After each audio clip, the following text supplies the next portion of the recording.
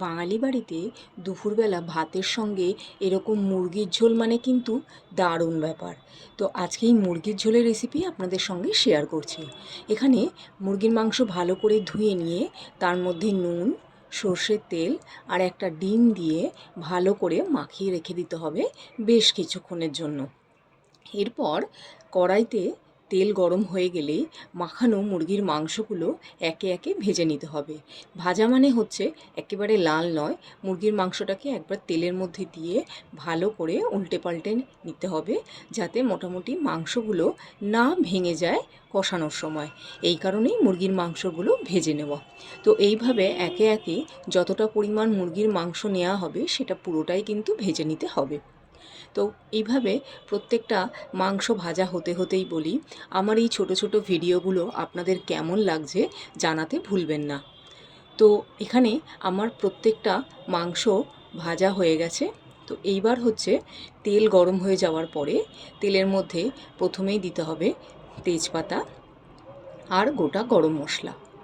দেওয়ার সাথে সাথেই আলু দিয়ে দিতে হবে।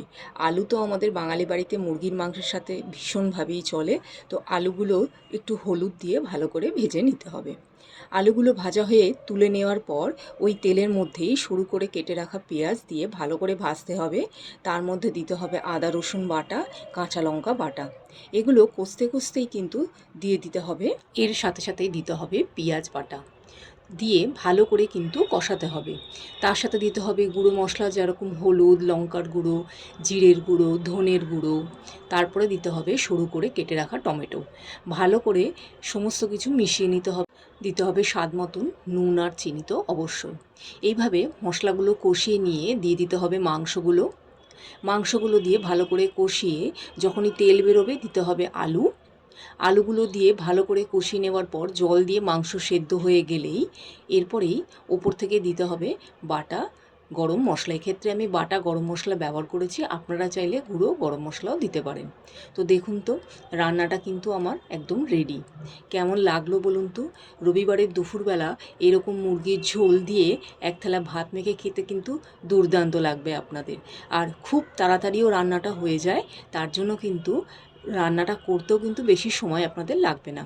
তো দেখুন তো রান্নাটা আপনাদের পছন্দ হলো কি না, কি দারুণ কালার এসছে দেখেছেন তো? তো চলুন কথা না বাড়িয়ে কিন্তু এবার শুরু করে দিই। এইভাবে মাংসের ঝোল ভাতের মধ্যে দিয়ে তার সাথে একটু লেবু চিপে দিয়ে সোজা মুখের মধ্যে, আহ কি অসাধারণ!